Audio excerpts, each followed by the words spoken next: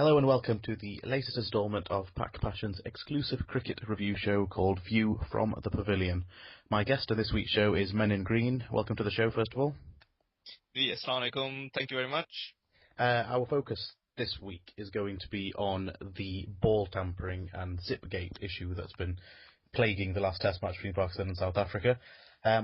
Before we get started, I'm going to play an audio from a statement read out by South Africa's team manager regarding the issue by Faf du Plessis. Good evening, everybody. Regarding the Level 2 Code of Conduct breach by Faf du Plessis concerning the match ball condition changing, as a team we proceeded not to contest it.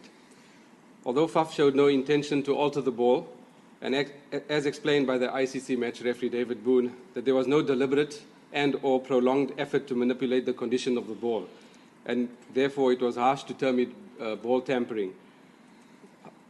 Faf accepts the charge of shining the rough side of the ball in the vicinity of the zipper, and it was done inadvertently to dry the ball.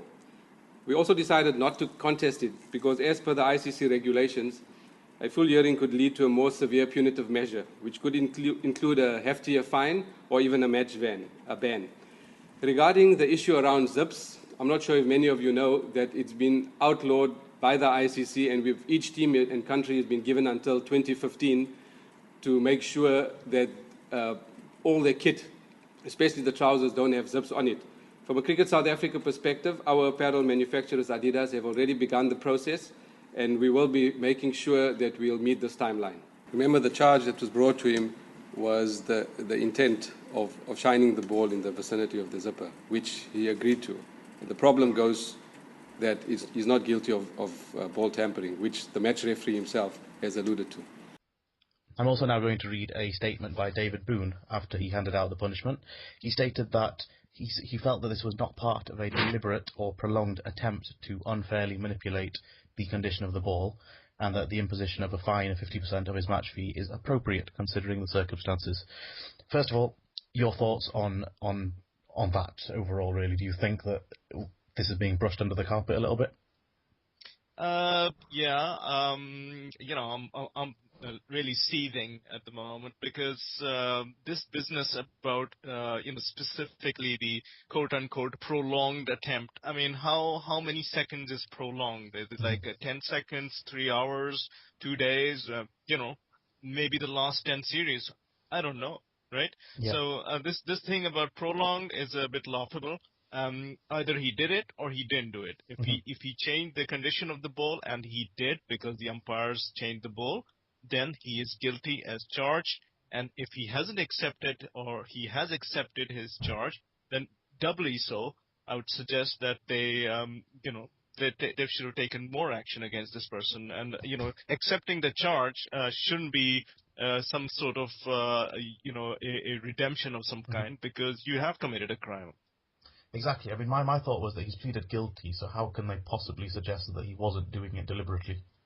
Yeah, I mean, if you read what Mr. Mr. Musa or Dr. Musaji, the South African manager, said, that the team, and this is so cynical. I mean, they aren't even hiding this. I mean, they're actually saying it in a press conference that, oh look, we accepted this charge because we know that if we had contested it, and we also know that they would have found him guilty because of the TV footage, he could have been banned. So we decided to, accept the charge so that we just get a fine. I mean, how open can this be? And this is disgraceful. I mean, I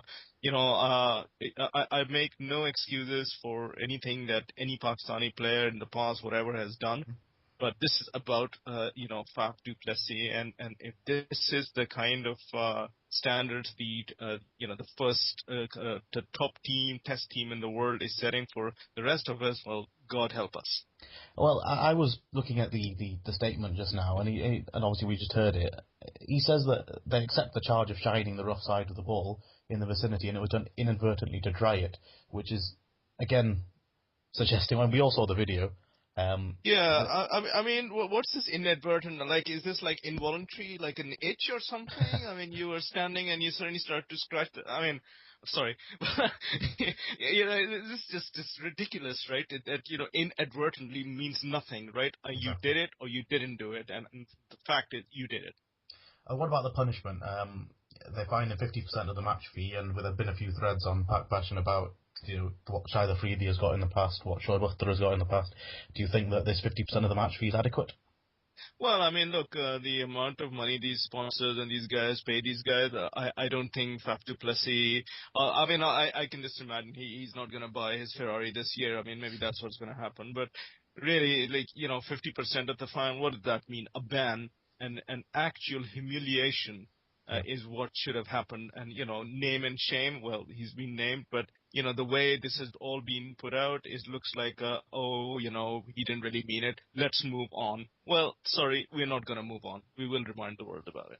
I agree. I think there's times when Pakistani fans, especially on our forums, they suggest they play a bit of a victim card in a way that Pakistanis are discriminated against more than some of the other teams. But I think in this case they've got a point. That it does seem like they're being a bit lenient on the South Africans here. Yeah, I mean, totally. This just makes no sense. Look, I mean, these are serious things. I mean, if you ask Yunus Khan or any of the other batsmen, well, they may well feel aggrieved that some of the balls that got them out could maybe not have happened, or for example, the final day. I mean, the final 2 days when if this was the case before, the way the seamers were taking the wickets and stuff like that, then you would have expected them to have wiped the floor clean in the first hour. But those questions are being asked and will be asked because of this kind of attitude that we are getting out of of the South Africans. Really strange also to hear AB de Villiers coming out and making that statement about we don't cheat. Well, if we don't cheat, then what is that? I mean, is that some kind of a slap on the face of the rest of the cricket people, the ICC, that look, we don't really cheat, but we'll accept the charge. What does that mean? That's going to be all from this week's episode of Pack Passion's View from the Pavilion. Thank you very much to Melon Green for his, as usual, forthright thoughts. So thank you for coming. All right, thank you.